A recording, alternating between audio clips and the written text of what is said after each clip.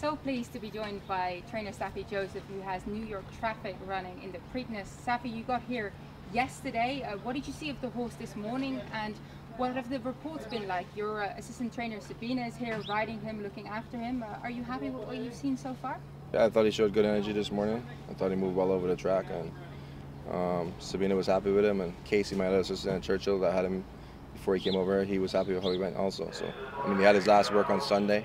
Tyler Gaffleyon did us a favor and worked him, and he was pleased with him, and that was probably the deciding factor to come here is when Tyler gave us the okay that he was happy with how he worked. We said we're gonna take a chance. Of course, he ran in the Derby, didn't really run as well as you hoped he would. Came out of it with a slight scratch, and how has he been recovering and working since? Yeah, we thought going into the Derby train as good as a horse can train, and the result was it would be disappointment because we had expectations, and when you have expectations, you set yourself up for disappointments. And this race, there's no expectations, and we come here, we're more reserved, and we hope that the horse shows up and shows the race that he's capable of. Now, there's a lot of speed in this race.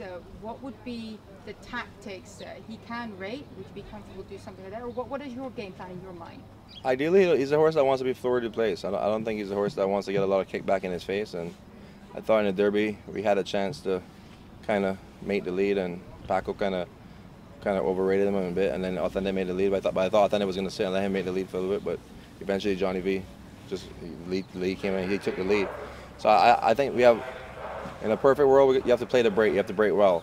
If he breaks well and he can make the lead, we're not afraid to lead. Of course, last minute jockey Horatio Caramanus picking up the mount. How did that come about?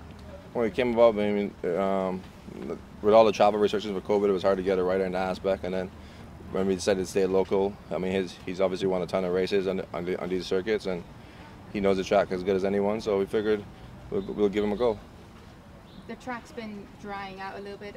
How do you think New York Traffic is going over there? Do you think Pimlico will suit him? I mean, basically he ran to so many tracks for us, and he's run his race every race. That was the first time he hasn't performed, I would say, up to mark. I was on Churchill. It wasn't a track because he ran second in the Matt win. So I don't think he's a horse that has to take his track with him. He's been to so many different tracks for us and showed up each time, and we just hope he shows up tomorrow. And we're kind of basing it on we have a few excuses. I mean, every time we get beat, the losers always have excuses and the winners never have an excuse. So, but we try to be realistic with our excuses, and we think they're capable reasons that we could change them around. Hopefully, have a good performance. Hope so too. Thank you so much, Saffie, and the best of luck on Saturday. Thank you very much.